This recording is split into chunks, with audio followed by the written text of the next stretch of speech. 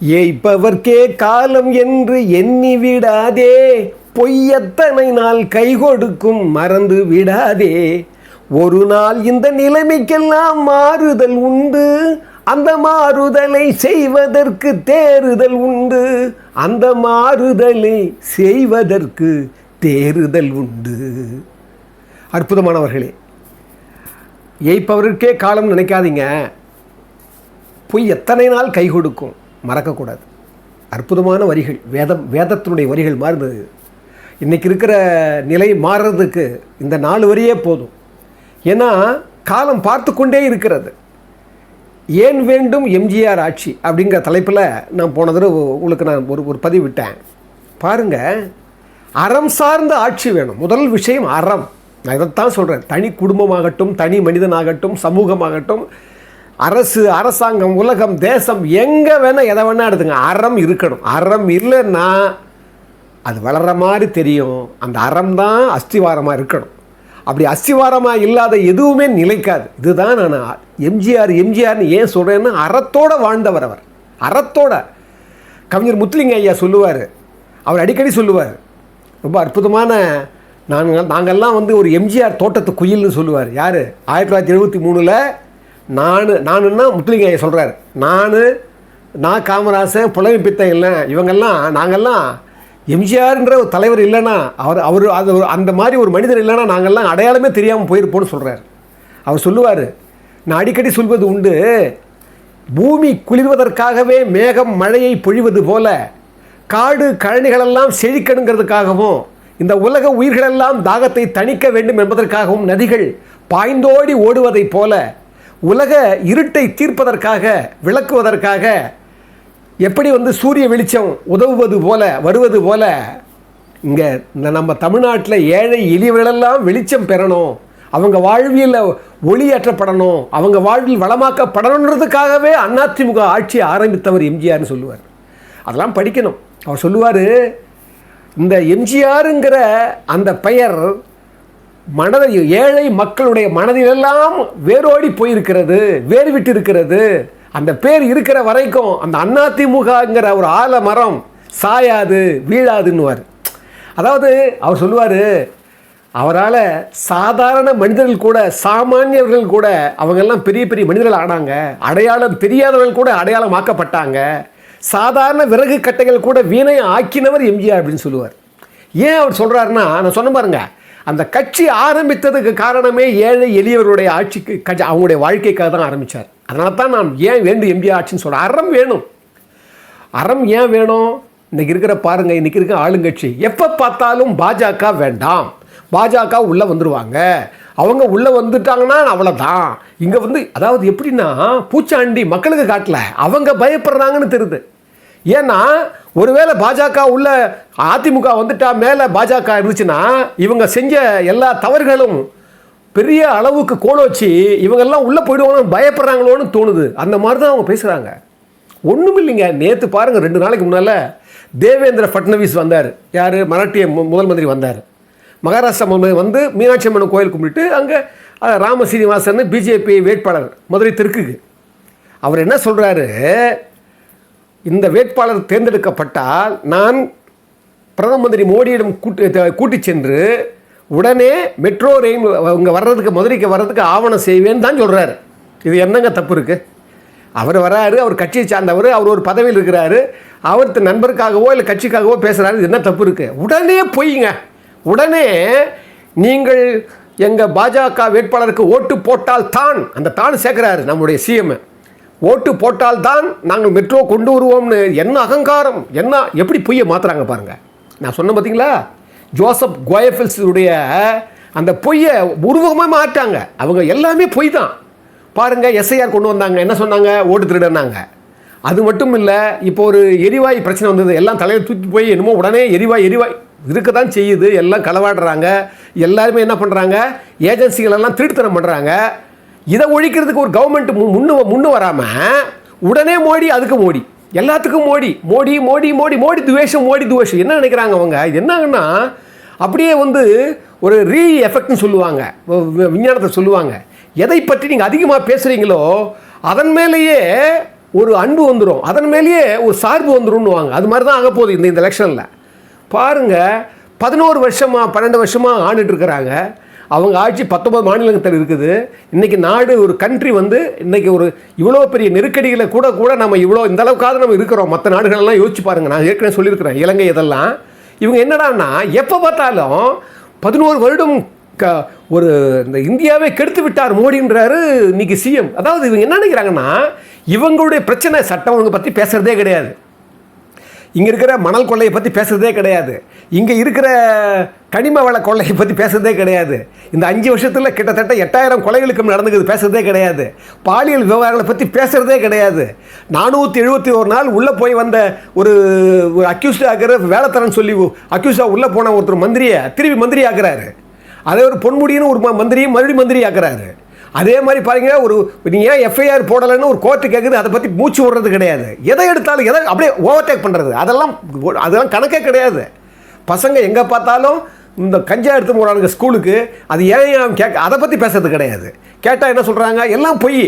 ஒரு மினிஸ்டர் சொல்கிறாரு, இந்தியாவிலேயே போதை இல்லாத மாநிலம் முதல் மாநிலம் அப்படின்னு சுகாதாரத்துறை மந்திரி சொல்கிறாரு.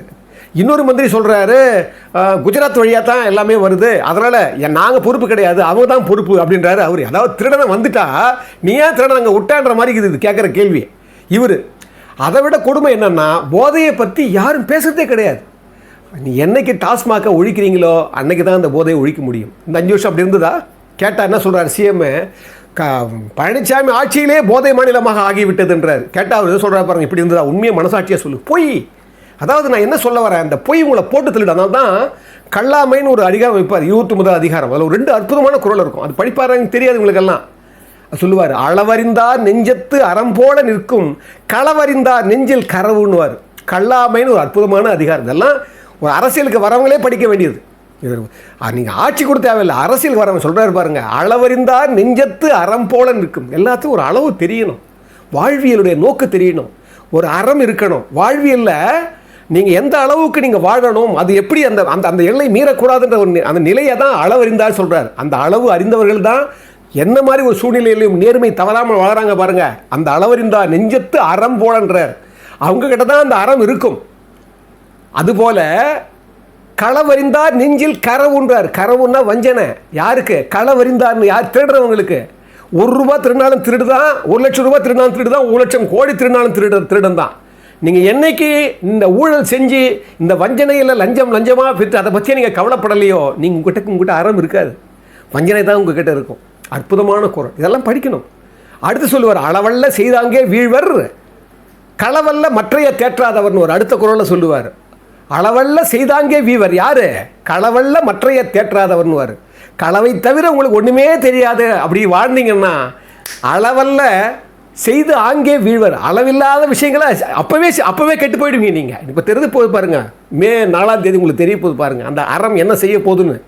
நான் பல தடவை சொல்லியிருக்கேன். என்னென்னா பொய்யே சொல்கிறாங்க அவங்க, அதுதான் பிரச்சனை. பாருங்கள், மம்தா பானர்ஜி அங்கே மேற்கு வங்காளத்தில் மெட்ரோ கொண்டு வராங்க சென்ட்ரல் கவர்மெண்ட்டு. அந்த இடத்த கொடுக்கக்கூடாதுன்னு தடுக்கிறாங்க இந்த அம்மா. என்ன காரணம்னா, அவங்க மெட்ரோ கொண்டு வந்தால் பிஜேபிக்கு பேர் வந்துன்றதுக்காக கோர்ட்டு தலையிடுது. ஏன் இப்படி பண்ணுறீங்கன்னு கோர்ட்டு தலையிடுது. அதை பற்றி கவலைப்படலை, முடியாதுன்றாங்க.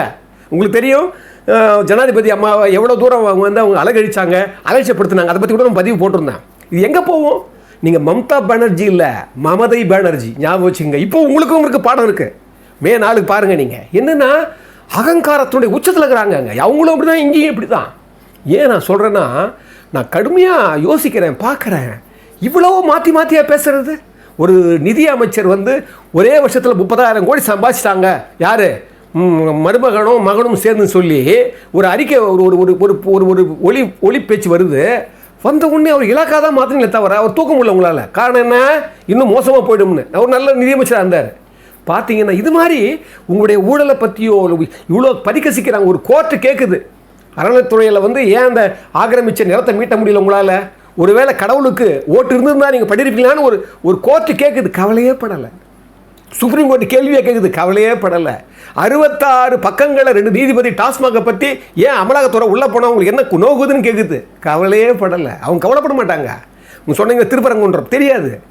அவங்க முஸ்லீம் லீக் வச்ச மாதிரி நீங்கள் இந்து லீக்னு வைக்கிறீங்க. அவ்வளோதான். அவர் இந்து லீக்காக நினச்சிக்கங்க. அவங்க முஸ்லீம் லீக்னு வைக்கிறாங்க, நீங்கள் இந்து லீக்னு வச்சுக்கோங்க.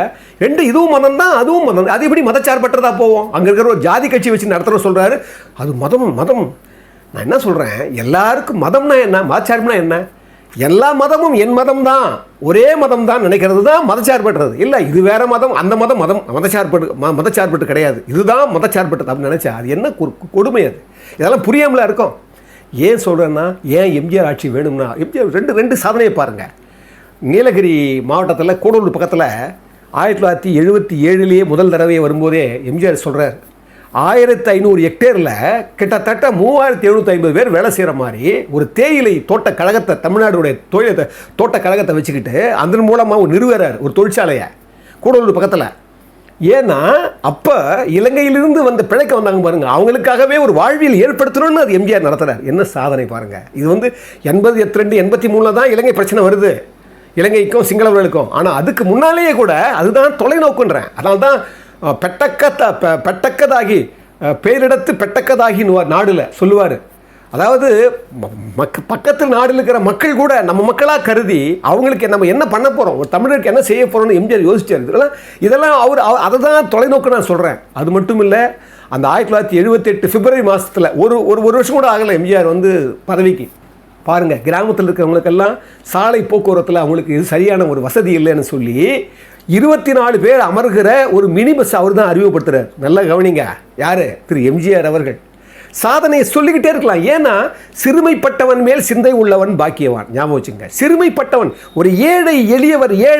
நான் ஏன் சொல்கிறேன்னா, 4 வரி சொல்லுவார்.